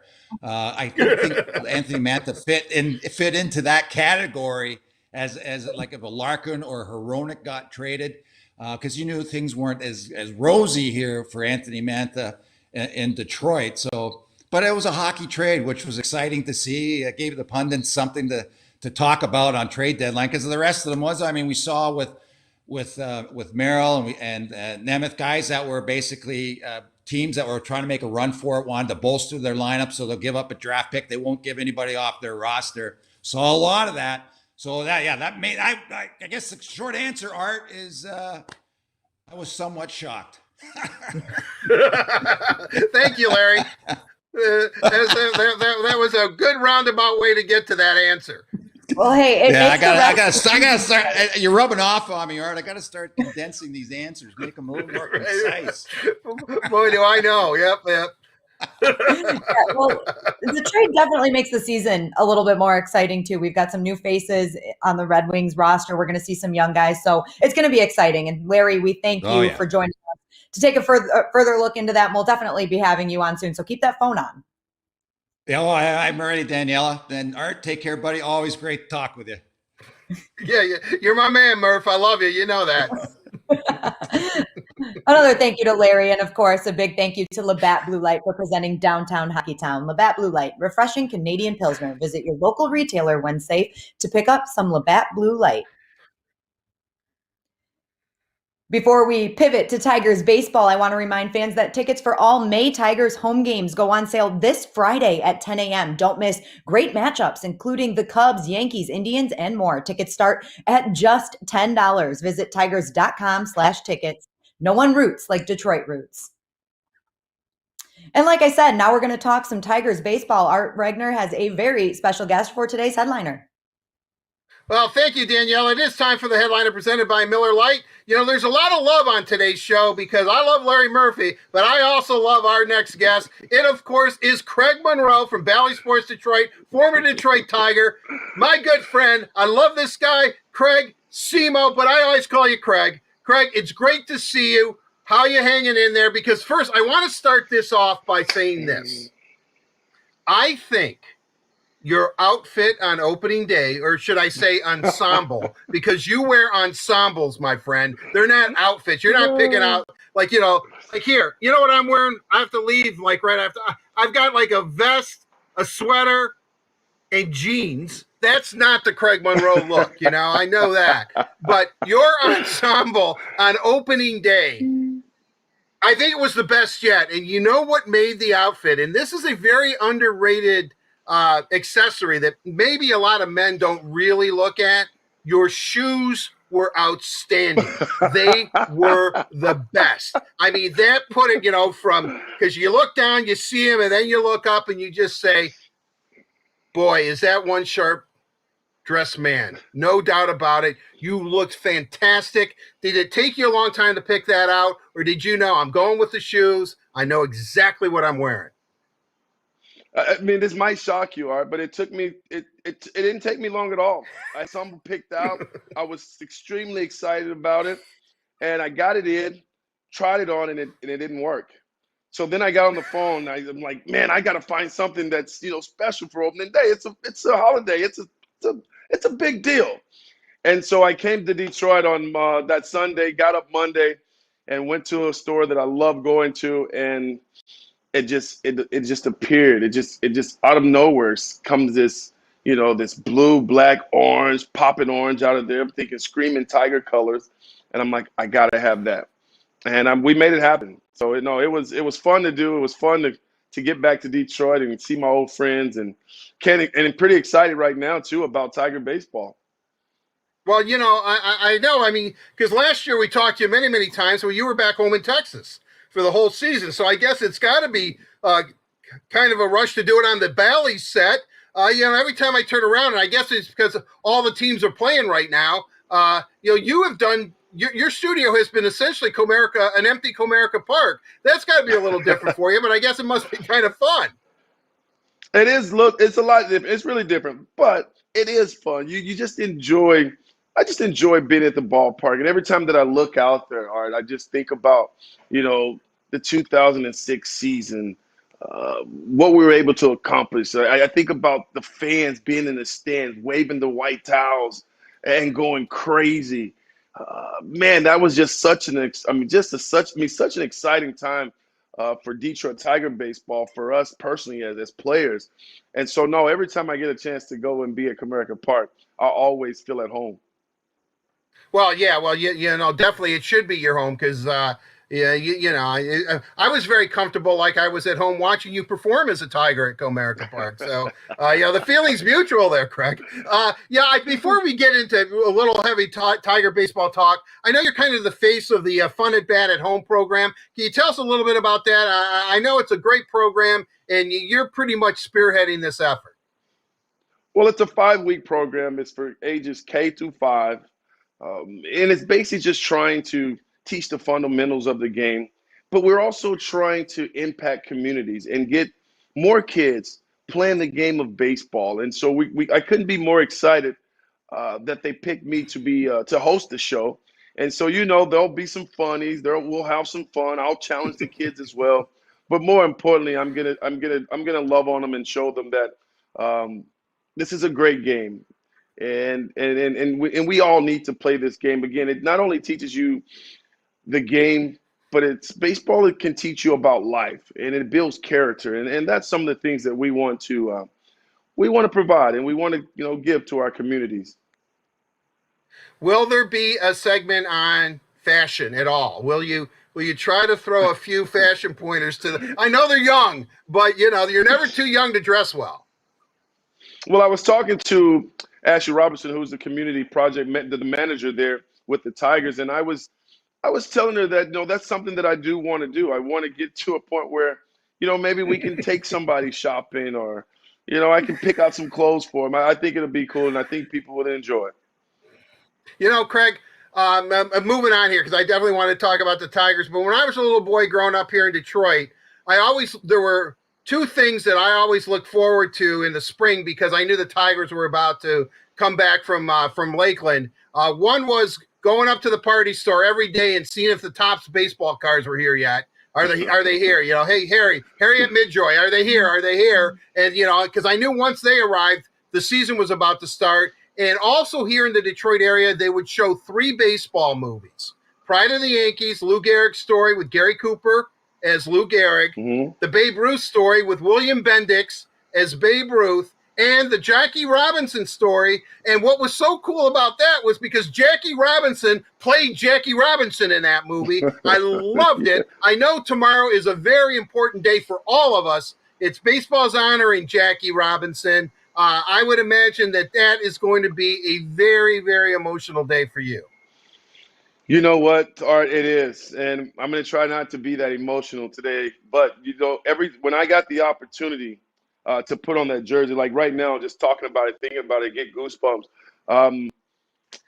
You watch the movie and you watched his livelihood and what he went through for us to have the opportunity. And I say for me to have the opportunity to play this great game. Character, you talk about character, being modest, humble, persevering. All of these things come to mind when I think about that jersey and putting it on. When I think about Jackie Robinson, I remember the first time I got an opportunity to put that jersey on. Well, the first time, when I walked into the clubhouse and I saw the number 42, I got emotional. Because I couldn't imagine going through what he went through to give me the opportunity to live out my childhood dream. So forever grateful, forever thankful to Jackie Robinson and his wife and his family and what they've been able to do in really changing the game of baseball for the betterment of the game. And so that's a day where I put that jersey on and I ran out on the field. I felt like him for the day. And man, what an emotional day, but what a great feeling to be able to wear that number and wear it proud. I get emotional too because in a moment like that, a historic moment like that, that is an advancement for all of us. That takes society up a peg when something of that nature, of that magnitude happens. And I salute Major League Baseball. His number's retired as it should be. Everybody wearing 42. It doesn't get much better than that. I just think that is so cool. And I'm really excited. I'm looking forward to that. Now, I'm also looking forward. There's a young man that I talked to over the summer. He had great hair back then. I don't know what he's done to it now. But Akil Badu, okay. He was in his car in Georgia, and I felt, and this is my whole take on him. He was a Rule 5 guy. His original team, not that they gave up on him, but they didn't protect him. And he was a high draft pick, second round. That's like giving up on you then. That's like giving up. Yeah, all right. Well, better than me. But I guess my point is he has Tommy John surgery, which is odd for a position player. It usually seems to be a pitcher. And, no matter what happens from here on out in his baseball career is nothing that he hasn't gone through already for these 2 years of adversity without playing. I think for 22 years old, this kid is about as grounded as any person in the planet. I know I'm over exaggerating, but I guess he's just, he's so dialed in, and I guess I'm not surprised by it after talking to him. What's your whole opinion on the Yabba Dabba Doo craze here? Yabba Dabba Doo. No, I absolutely love him. And you're right, Art, when you start talking about the person, let's talk about the person, not the player yet. You talk about the makeup of this young man. He's a well-spoken young man. He's very intelligent when it comes to understanding the opportunity that has been presented to him. And instead of allowing the moment to be too big, Art, he is embracing the moment. He is taking advantage of the opportunity that he's been given. And I couldn't be more excited for this young man, for the simple fact that he did take 2 years off. He has had a tough road to get to this point.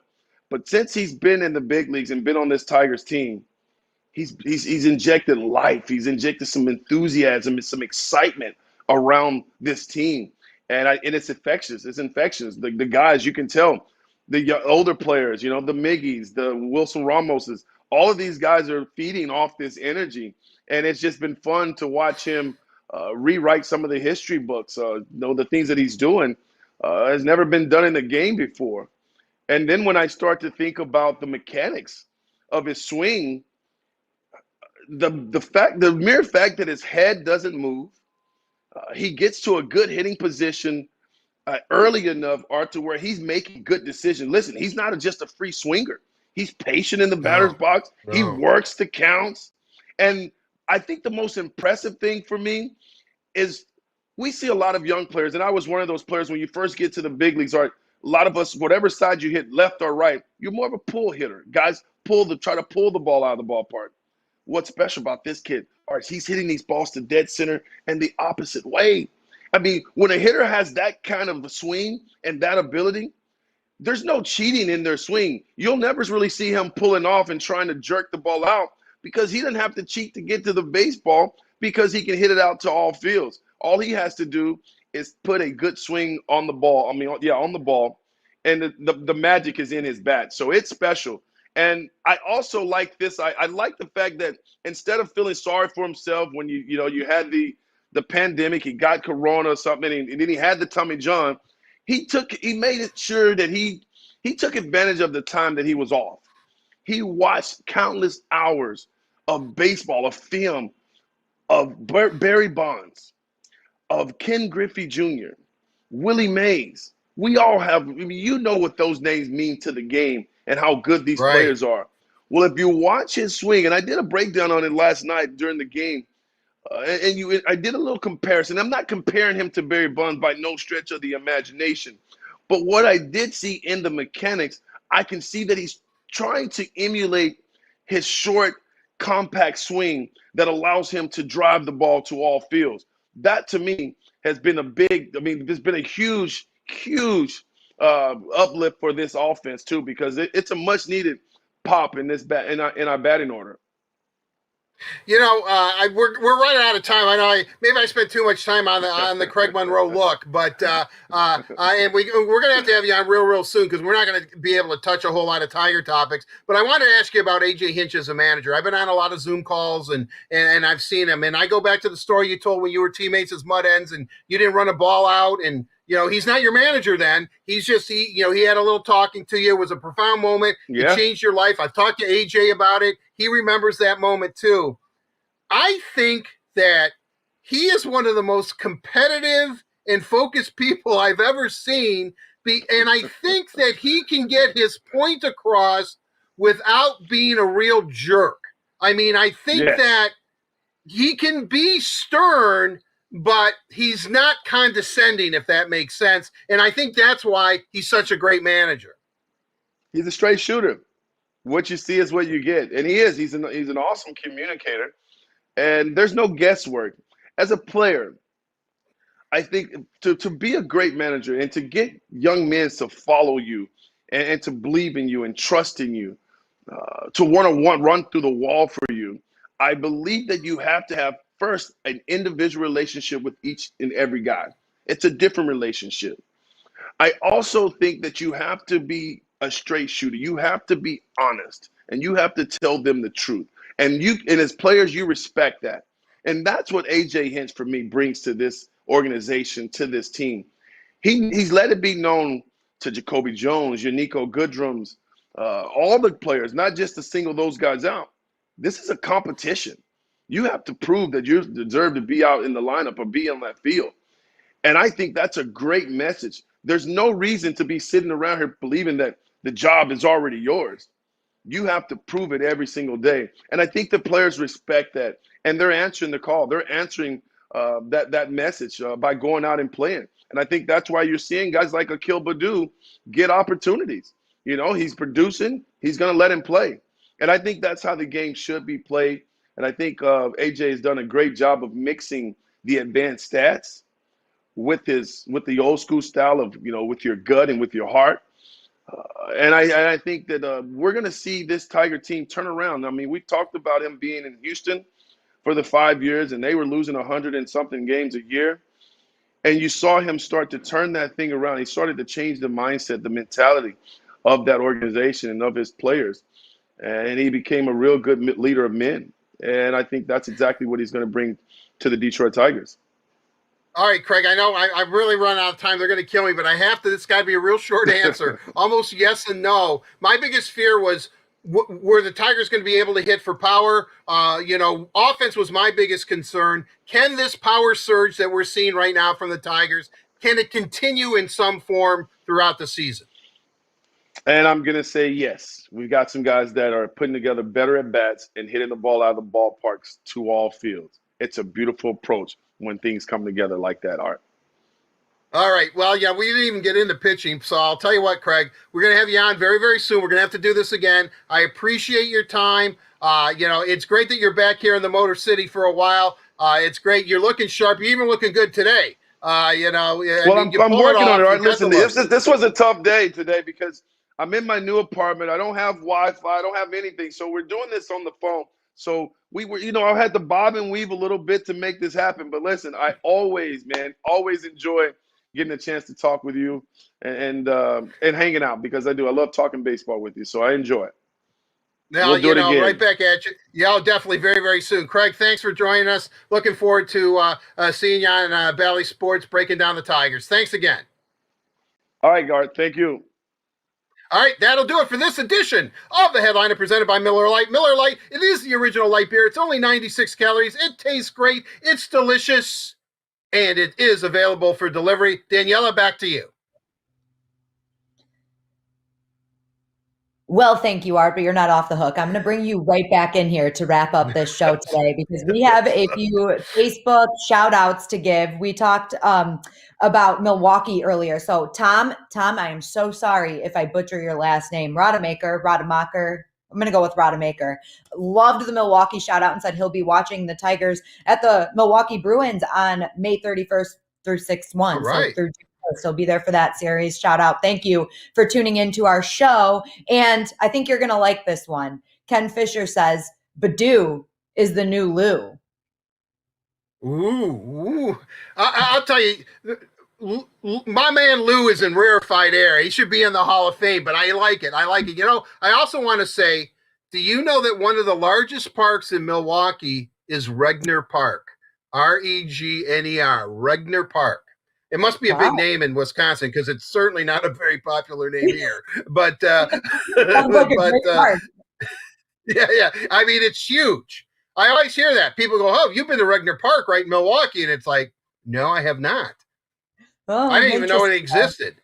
You have a fun fact about everything. I love that about you. But one more thing I wanted to say before we wrap this show up. We did hear that out of practice today, Robbie Fabry will not be in the lineup tomorrow night. So still healing. Hopefully we'll see him soon. He was at practice today wearing an orange jersey, so hopefully we'll see him soon. And lastly, Budapest, Hungary, tuning into the Word on Woodward. Wow. Tuning into the Word on Woodward today. There we go.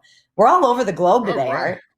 Well, I'm definitely dating myself, but home of the fabulous Gabor sisters. Yeah, sure. Which you probably don't know. Yeah, sure. Google it. Okay. Do you like Green Acres at all? All right. I'm going to go Google it. Thank you, Art. That wraps up the Word on Woodward for today. If you missed anything in the show, you can catch the show and all of our interviews on the Word on Woodward. I can't say the name of our own show today, on the YouTube channel, or listen to the show as a podcast on Google Podcasts, Apple Podcasts, or Spotify. The Tigers take on the Houston Astros at 7 p.m. on 97.1 The Ticket and Bally Sports Detroit with pregame starting at 6 p.m. Tomorrow, the Red Wings return home for an original 6 tilt with the Chicago Blackhawks at 7:30 p.m. 97.1 The Ticket with Ken Callor, of course, on Bally Sports Detroit. And as you watch the game from home, make sure you are tuning in to Hockeytown Home Ice. Download the Home Turf app and you'll see everything that's happening at the arena right there on your phone. It's a great, great partner for watching the game. And we'll talk about all of this week's news and much more in next week's edition of the Word on Woodward, starting at noon, right where you're watching right now. We'll see you then.